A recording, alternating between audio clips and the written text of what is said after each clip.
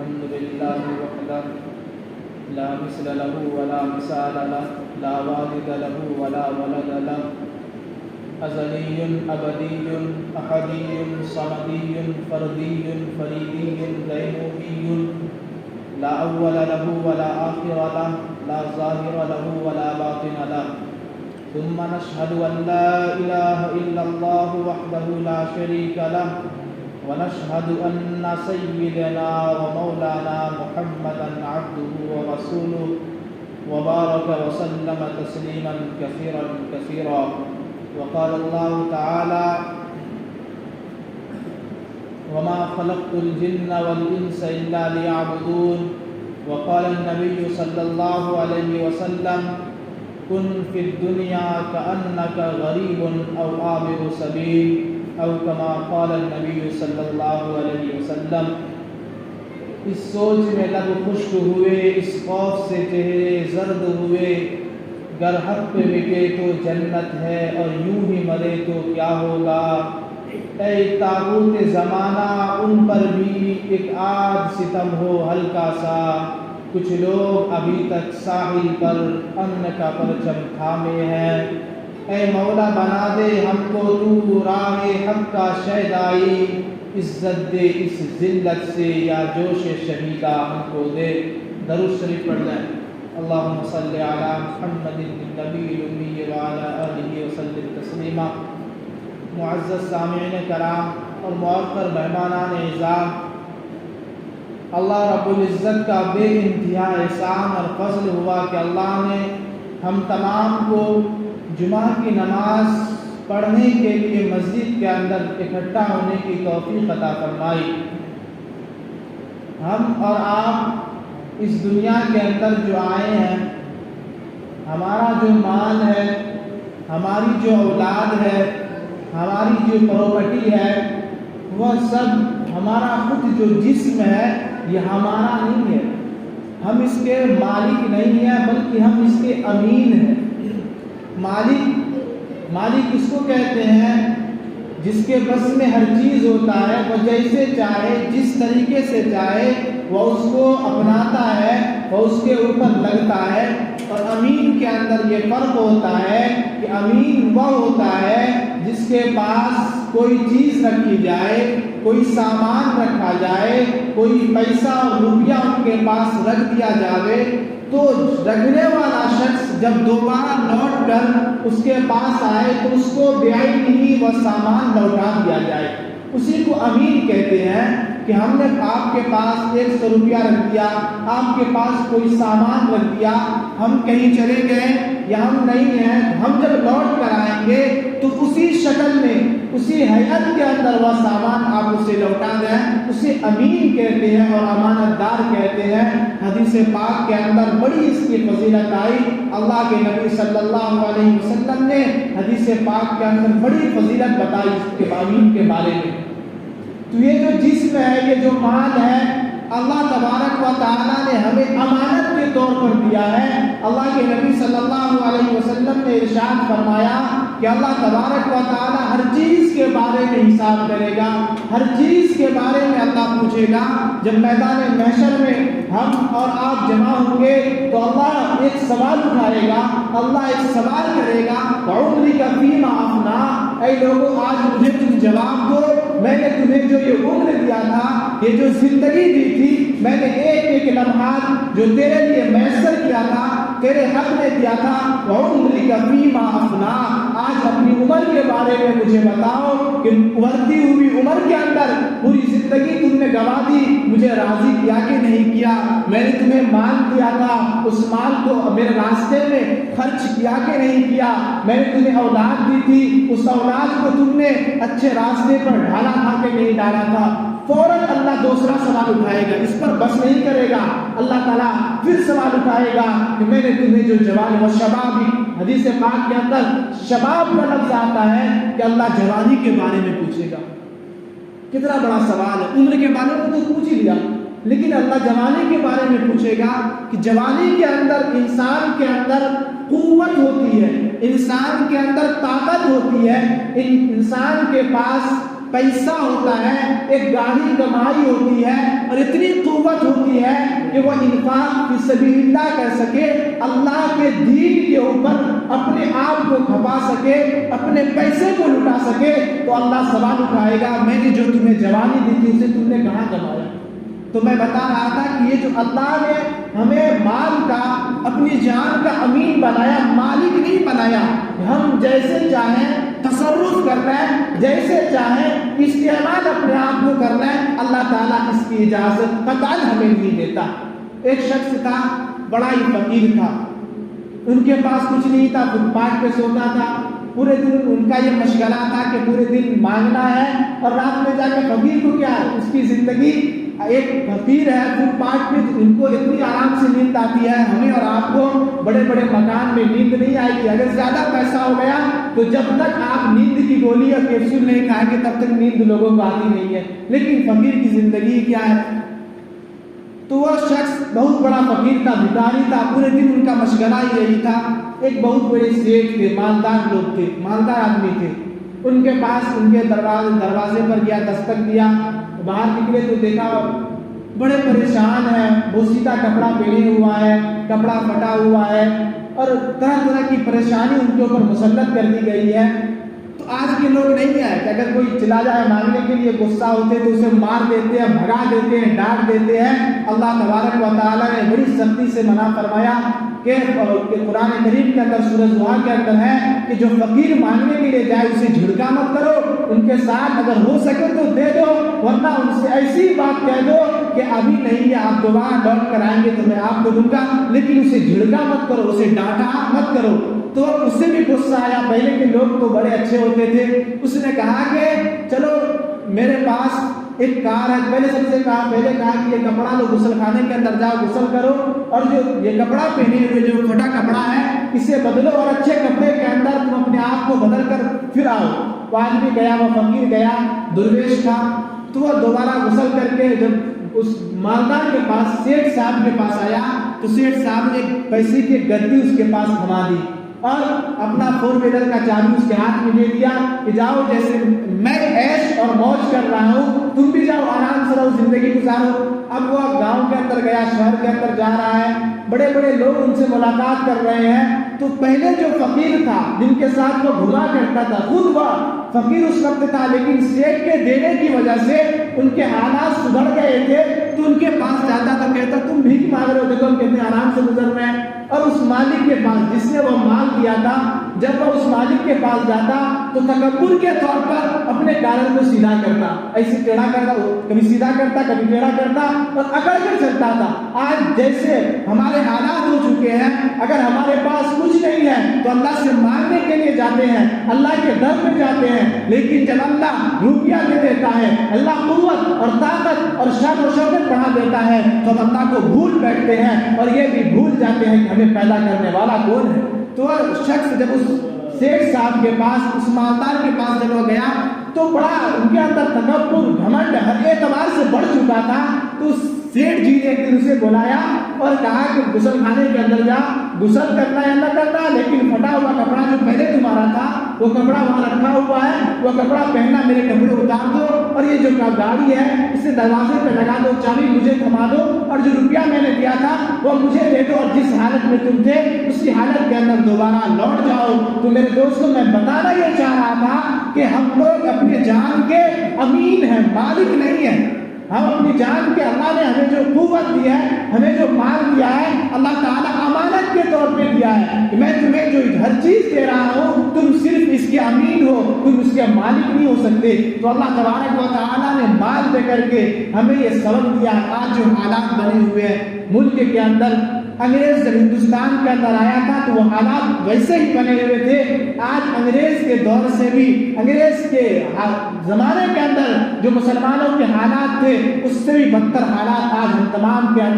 تمام کے معاشرے کے اندر ہو چکا ہے۔ پورے ملک کا یہ معاملہ ہے، اور خاص طور سے آج دینی مدارس، مکاتب، مساجد کو جو شاعر اسلام میں سے ہیں، جو مسلمانوں کے لیے مدارس ریڑھ کی ہڈی ہے، اگر مدارس اس دنیا میں، اس سرزمین پر، علامہ اقبال رحمۃ اللہ علیہ جب یورپ، امریکہ کا دورہ کر کے واپس لوٹے، اندلس اور فارس کا دورہ کر کے جب ہندوستان کے اندر آتے ہیں تو ہندوستان کے غیور مسلمانوں کو اعلان کرتے ہیں اور پکار کر کے انہیں یہ کہتے ہیں اے ہندوستان کے اندر رہنے والے مسلمانوں، اس مدارس کو، ان مکاتب کو اپنی جگہ پہ باقی رہنے دو اور اپنے گاڑے کمائی کو ان کے اندر خرچ کرو، ورنہ وہ اندلس جہاں 750 سال تک مسلمانوں کی حکومت تھی، جہاں بڑے بڑے ائمہ، بڑے بڑے علماء اور بڑے بڑے محدث، مفکر اور فقیہ پیدا ہوئے، لیکن آج وہاں کا یہ حال بن چکا ہے، وہاں کے یہ حالات ہو چکے ہیں کہ آج اسلام کا کوئی نام لینے والا نہیں ہے۔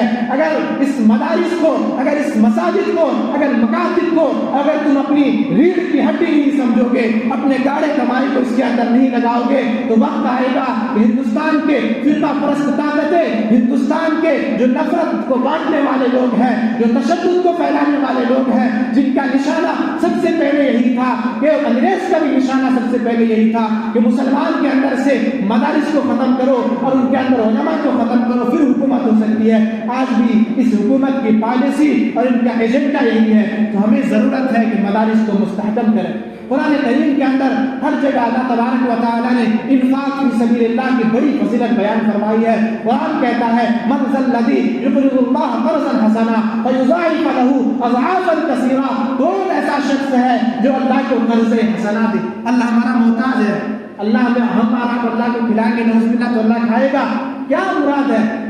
صاحب جلالین نے بڑی لمبی تفسیر اس کے اندر لکھی ہے، یا قرض حسنہ سے مراد ہے انفاق فی سبیل اللہ، اللہ کے راستے میں خرچ کرنا، اللہ کے مدارس کے لیے اپنے گاڑے کمائی کو وقف کرنا۔ پھر اللہ اس پہ بس نہیں کیا، خرچ کرو گے دنیا میں کسی کو دے دیے، لیکن اللہ کہتا ہے مجھے دو گے تو میں دوبارہ لوٹا کر دوں گا۔ اللہ کہتا ہے فَيُضَاعِفَ لَهُ أَضْعَافًا كَثِيرًا، میں ایک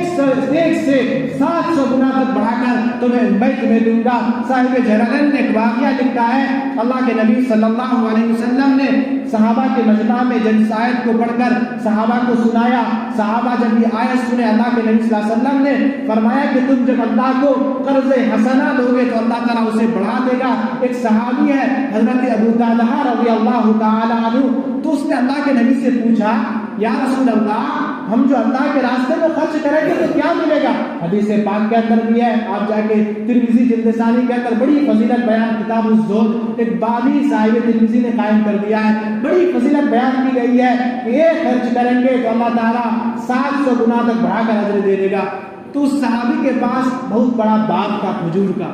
ابھی بھی سب سے بڑی آمدنی جس سے آتی ہے، ابھی بھی کھجور کا باغات، بڑے بڑے باغات ہیں۔ اس زمانے کے اندر بھی بڑے کھجور کے باغات ہوا کرتے تھے۔ اس صحابی کے پاس ایک باغ تھا جس کے اندر 600 کھجور کی درخت تھی۔ آج کروڑوں کی سمپتی ہے، آج کے دور میں اگر دیکھا جائے کروڑوں کی سمپتی ہے۔ تو وہ صحابی اسی کے اندر وہ رہتے بھی تھے، تو وہ صحابی دوبارہ لوٹ کر گھر گئے، ان کی بوڑھی والدہ تھی۔ سب لوگوں کو کہا کہ باغ خالی کرو، تو بوڑھی اماں نے کہا بیٹا باغ خالی کر کے ہم کہاں جائیں گے، ہم کیا کریں گے، باغ خالی کر کے ہم کہاں رہیں گے، کوئی جائے پناہ، کوئی مسکن بھی تو نہیں ہے جہاں جا کر ہم آرام سے رہ سکیں۔ تو اس صحابی نے کہا، صحابی کے ایمان کو دیکھیے، اللہ تعالیٰ نے یوں ہی نہیں کہہ دیا کہ اصحاب النجوم کے میرے صحابہ ستاروں کے مانند ہیں، کلہم عدول، سب کے سب عادل ہیں، سب کے سب جب وقت آتا تو اللہ کے لیے سر بھی کٹاتے ہیں، جب وقت آیا تو اس نے اللہ کے لیے اپنے مال کو بھی وقف کیا، جب وقت آیا تو اس نے اپنے گھر بار کو چھوڑ کر نبی کی بات پر لبیک کہہ کے ہجرت کر کے مکہ سے مدینہ بھی چلے گئے۔ تو صحابی نے کہا والدہ ہم نے اس بات کو اللہ کو قرض حسنہ دے دیا۔ تو اس کی والدہ نے، بوڑھی ماں نے کانپتے ہوئے زبان سے کہی کہ بیٹا تم نے سب سے اچھا قرض کیا۔ جو میرے محترم بزرگوں دوستوں، تو ہمیں بھی ضرورت ہے کہ آج اپنے دینی مدارس کو، دینی مکاتب کو مضبوط کرنے کی ضرورت ہے۔ تو وہ کب مضبوط ہوگی؟ کوئی بھی ادارہ رہے، کوئی بھی کمیٹی ہے، کوئی بھی جمعیت ہے، اس وقت مضبوط ہوتی ہے۔ ایک تو سب سے بڑا رہبر ہونا چاہیے، اور دوسری چیز سب سے بڑی چیز ہے کہ ایک مالی قوت جب تک فراہم نہیں ہوگی، یہ لفظی کرنے سے اور بڑے بڑے جو ہے امید کی پل باندھ لینے سے کوئی کام نہیں چل سکتا جب تک کہ ہماری اور آپ کی گاڑی کمائی خرچ نہ ہو جائے۔ تو اللہ تعالیٰ یہ جو مال دیا ہے، ایک وقت آئے گا کہ جب اللہ مال کو چھین دے گا تو آپ کسی کام کے نہیں رہیں گے۔ اللہ تعالیٰ نے قرآن کریم کے اندر ایک واقعہ لکھا ہے، اس کو بھی صاحب جلالین لکھتے ہیں کہ ایک شخص تھا، بڑا ہی مالدار تھا، ان کو بڑے کھجور کے درخت تھے، بڑے باغات تھے ہر اعتبار کے، ان کے اندر جو ہر فروٹ پائے جاتے تھے۔ تو ان کا یہ معاملہ تھا. کیسے لوگ تھے صحابہ، اللہ اکبر، کیسے تھے ان کا یہ معاملہ تھا. صحابہ نے بلکہ کچھ بعد کے لوگوں کا واقعہ ہے کہ ان کا یہ معاملہ تھا کہ جب وہ کھجور درخت کے اوپر پک جاتا تھا تو گاؤں کے اندر اعلان کر دیتے تھے کہ جتنے بھی گاؤں کے لوگ ہیں فلاں دن درخت کے جو پھل توڑے جائیں گے سب کے سب لوگ باغ کے اندر حاضر ہو جائیں تاکہ سب کو وہ پھل مل جائے. ایک تو خود ان کا ہے، لیکن ان کے اندر انفاق فی سبیل اللہ کا جذبہ اتنا کود کر بھرا ہوا تھا. تو سب کے سب گاؤں کے لوگ جاتے تھے اور جو ہے جن کو جتنا لینا ہوتا تھا سب لے لیتے تھے. جب اس بوڑھے کا انتقال ہو گیا تو اس کے پاس 3 بیٹا تھا. بیٹا کہا کہ باپ میرا بہت بے وقوف تھا، ان کو عقل ہی نہیں تھی، مال ان کے پاس تھا، خواہ مخواہ خرچ کر دیتے تھے، اللہ کے راستے میں لٹا دیتے تھے، کیا ملتا تھا، ہمارے پاس تو کچھ رہا ہی نہیں. ایسا کرتے ہیں اب درخت کے اوپر جو پھل ہے وہ پکنے والا ہے، ہم رات کے اندھیرے میں صبح صادق سے پہلے چوپ یعنی خاموشی کے ساتھ ہم درخت کے اندر باغ کے اندر داخل ہو جائیں گے اور خاموشی کے ساتھ رات میں باغ کے جتنے درخت کے اوپر پھل پکے ہوئے ہیں سب کو توڑ کر کے ہم گھر میں لے آئیں گے، فروخت کر دیں گے. گاؤں میں کسی کو پتہ ہی نہیں چلے گا کہ وہ ہم سے آ کے مطالبہ کرا مانگے. تو لوگوں نے ایسا ہی کیا. صبح میں جب سب کے سب بیدار ہوئے تو اللہ تبارک و تعالیٰ دینے والا بھی ہے. تو اللہ تعالیٰ کہتا ہے ان بطش ربک لشدید، کہ جہاں میں دینے والا ہوں میرا عذاب، جہاں میں چھوڑنے والا ہوں تو دوسری طرف کا میرا عذاب بھی بہت سخت ہے. تو سب کے سب بھائی پلاننگ تو تیار ہو گئی، پروپیگنڈا تو بنا لیا ہے، پالیسی کے تحت انہوں نے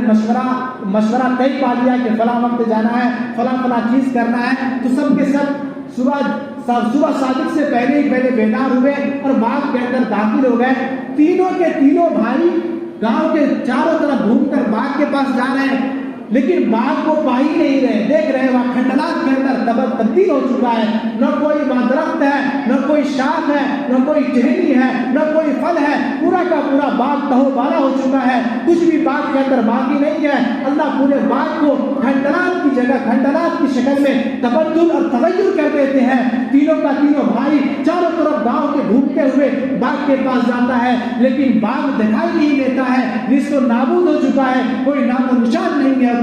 کچھ نشانیوں کی وجہ سے وہ پہچان لیتے ہیں یہی میرا باغ تھا اور اپنی غلطی کے اوپر رجوع ہوتے ہیں. تو یہ سوچتے ہیں کہ والد صاحب جو تھے ان کا جو معاملہ تھا، ان کا جو طریقہ تھا وہ اللہ کے لیے انفاق فی سبیل اللہ میں لٹایا کرتے تھے. تو اللہ تعالیٰ آج تک آپ نے یہ نہیں سنا ہوگا کہ فلاں آدمی ہے مدارس والوں کو دے رہے ہیں، مساجد میں خرچ کر رہے ہیں، وہ فقیر ہو گئے ہوں، وہ تنگ دستی کے شکار ہو چکے ہوں گے، وہ فاقہ کشی کے اندر مبتلا ہو چکے ہوں گے. اللہ تعالیٰ کبھی ایسا نہیں کرتا ہے، بلکہ اللہ کہتا ہے وَيُضَاعِفَ لَهُ أَضْعَافًا كَثِيرًا، کہ اگر تم اللہ کے راستے میں ایک خرچ کرو گے میں اتنا بڑھا دوں گا کہ جن کا تم تصور بھی نہیں کر سکتے ہو. اس لیے ہمیں اور آپ کو ضرورت ہے کہ ہم نے بتایا پہلے کہ ہم اپنے مال کے، ہم اپنی اولاد کے، ہم اپنے جان کے مالک نہیں ہے بلکہ امین ہے. امین کا یہی مالکہ ہوتا ہے، ان کا معاملہ یہ ہوتا ہے. تو اللہ کی دی ہوئی چیز کو امانت سمجھے. امانت سمجھنے کا مطلب یہ ہے کہ وہ جب بھی وقت آئے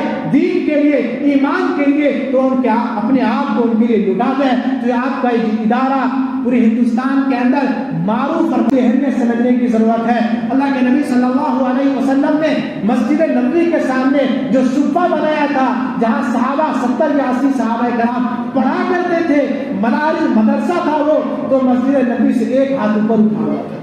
مسجد تھی سامنے، چبوترا جسے کہتے ہیں، ہمارا کیوں تھا مفکر اسلام مولانا سید محمد ولی رحمانی صاحب رحمۃ اللہ علیہ، اللہ حضرت کی مغفرت فرمائے. حضرت نے بڑا ہی اچھا تبصرہ کیا ہے کہ یہ اہمیت بتانا تھا مسلمانوں کو، مسلمانوں کے اندر یہ قوت پیدا کرنی تھی. یہ جو مدارس ہے انہیں تم معمولی مت سمجھو. جب بھی مساجد کے اوپر کوئی آ جائے گا، مسلمانوں کے اوپر جب بھی کوئی آ جائے گا، مسلمانوں کے شاعر اسلام کو لوٹنے کی جب بھی کوشش کی جائے گی، تو میدان کے اندر سب سے پہلے آنے والا مرد مجاہد کوئی ہوگا تو مدارس کا پڑھا ہوا بچہ ہوگا، مدارس کے علماء ہوں گے. اب تاریخ ہند کے واقعات کو اٹھا کر دیکھ رہے ہیں، وقت بھی ہو چکا ہے. میرے کہنے کا مطلب ہی یہی ہے کہ آپ کو جو اللہ تبارک و تعالیٰ نے جو بھی قوت دی ہے، جو بھی مال دیا ہے، آپ اسے اللہ کے راستے میں خرچ کرنے کی کوشش کریں. ورنہ اللہ کے نبی صلی اللہ علیہ وسلم نے بخیل کی بڑی مذمت کی گئی ہے اور کہا گیا قرب قیامت کے اندر اللہ تبارک و تعالیٰ حضرت موسیٰ علیہ السلام سے پوچھا گیا کہ قیامت کی نشانی کیا ہے، تو اس نے ایک چیز بتائی کہ اللہ تعالیٰ جو ہے، اللہ کے نبی نے خود ترمذی کے اندر حدیث موجود ہے، اللہ کے نبی صلی اللہ علیہ وسلم نے فرمایا کہ جب مال جو ہے، تمہارا مال ایسے لوگوں کے ہاتھ میں دے دیا جائے جو ایسے ہو، جو بخیل ہو، اللہ کے نبی صلی اللہ علیہ وسلم نے بخالت سے بڑی سختی کے ساتھ منع فرمایا ہے۔ میں نے واقعہ آپ کو سنایا تو اللہ تعالیٰ جو مال دیا ہے اسے خرچ کرنے کی کوشش کرے، ورنہ وقت آئے گا آپ مٹ جائیں گے۔ حدیث پاک کے اندر ہے کہ انسان کے مر جانے کے بعد انسان کے لیے 3 چیز صدقہ جاریہ ہوتی ہے۔ سب سے بات ختم کر دوں گا اس کے بعد، سب سے پہلی چیز اللہ کے نبی نے فرمایا ولد صالح یدعو لها، کہ سب سے پہلی چیز انسان کے لیے نیک اولاد ہوتی ہے جو اس کے مر جانے کے بعد صدقہ جاریہ ہے، ان کے لیے دعا کرتی ہے۔ اور دوسری چیز اللہ کے نبی نے فرمایا کہ صدقۃ جاریہ، دوسری چیز صدقہ جاریہ ہوتا ہے۔ آپ مثال کے طور پہ چاپا کل بنا دیے مدرسہ کے اندر، آپ نے کوئی مکان بنا دیا، آپ نے اینٹ بھی دے دیا، جب تک بچے پڑھتے رہیں گے آپ کے دیے ہوئے پیسے سے جب تک وہ فائدہ اٹھتا رہے گا آپ کے لیے صدقہ جاریہ ہو جائے گا۔ میرے محترم بزرگوں، اخلاق حسنہ کے اندر ایک واقعہ لکھا ہوا ہے کہ ایک جنگل کے اندر ایک مسافر چل رہا تھا، ایک درخت تھا، پیڑا درخت تھا، اس نے اسے سیدھا کر دیا۔ ایک آدمی آیا، بڑا تھکا ہوا، ہارا ہوا تھا، پیاس کی شدت تھی، وہ آنے کے بعد درخت کے سائے میں بیٹھتا ہے، نیند آ جاتی ہے، وہ شخص دعا کرتا ہے یا اللہ جس نے اس درخت کو لگایا ہوگا یا اللہ اس کی مغفرت فرما دے۔ وہ شخص جو درخت کو لگایا تھا عذاب کے اندر مبتلا تھا، لیکن گھر والوں نے انہیں دوسری روز خواب میں دیکھا کہ جنت میں ٹہل رہے ہیں، باغات ہیں چاروں طرف۔ لوگوں نے ان سے پوچھا کیا معاملہ ہوا، تمہارے اوپر تو عذاب تھا، تم بڑے پریشانی کے اندر مبتلا تھے، تمہارے ساتھ اللہ نے ایسا معاملہ پھر کیوں کیا؟ تو اس نے کہا کہ تمہیں معلوم ہے جنگل کے اندر تو کوئی درخت کو سیدھا کر دیتا ہے۔ اس نے کہا کہ ایک درخت ٹیڑھا ہو چکا تھا، میں نے اسے سیدھا کر کے مٹی ڈالا، ایک مسافر آیا آرام کیا، اللہ تعالیٰ نے اس کی وجہ سے میری مغفرت فرما دی اور اللہ تعالیٰ نے مجھے جنت کا وارث بنا دیا۔ اس لیے میرے محترم بزرگوں دوستوں، ہمیں ضرورت ہے کہ مدارس کو اپنی قوت سے جب آپ میدان محشر میں رک جائیں گے، حضرت معاذ بن جبل رضی اللہ تعالیٰ عنہ کے ہاتھ میں جھنڈا ہوگا جس کے بینر تلے علماء حفاظ ہوں گے، اس جھنڈے کے تلے ایک واقعہ لکھا ہے کہ ایک آدمی تھا، مدرسے سے تعلق بڑی ہوئی تھی، کوئی بات ان کے سامنے آ گئی، مدرسے سے تعلق توڑ دیتا ہے، رات میں جب وہ سوتا ہے خواب دیکھتا ہے کہ ہم میدان محشر میں ہیں، پلسرات کے راستے پر ہیں اور میرے اعمال اتنے کچے ہیں کہ میں جنت میں نہیں جا سکتا، پلسرات پر گزرنا میرے لیے دشوار ہو چکا ہے۔ وہ شخص دیکھتا ہے مدارس کے بچے آتے ہیں، ان کا ہاتھ پکڑتا ہے اور ہاتھ پکڑ کر مجھے جنت تک لے جاتے ہیں اور پلسرات کو پار کراتے ہیں اور کہتے ہیں کہ آپ نے دنیا کے اندر میری ضرورت کو پورا کیا تھا، مدرسے کے اندر آپ آ کر اپنے گاڑی کمائی کو خرچ کرتے تھے، میری ضرورت کو آپ نے ہر اعتبار سے پورا کیا، خود بھوکے رہے لیکن آپ نے اپنی مدد اور امداد کے ذریعے انفاق فی سبیل اللہ کیا تھا، تو میرا یہ فریضہ بنتا ہے، میرے لیے یہ چیز باعث شرط ہے کہ میں آج جس طریقے سے آپ نے دنیا میں مجھے یاد رکھا تھا، آج میرا یہ فرض بنتا ہے کہ آج میدان محشر میں جہاں آپ کے اعمال کم ہو چکے ہیں، میں جب تک اللہ سے کہتا ہے یا اللہ جب تک یہ بندہ جنت میں نہ چلا جائے گا میں اس وقت تک جنت میں نہیں جا سکتا، وہ شخص فوراً توبہ کرتا ہے، پھر صبح میں مدرسہ آتا ہے اور اپنے گاڑی کمائی کو مدرسے کے اندر وقف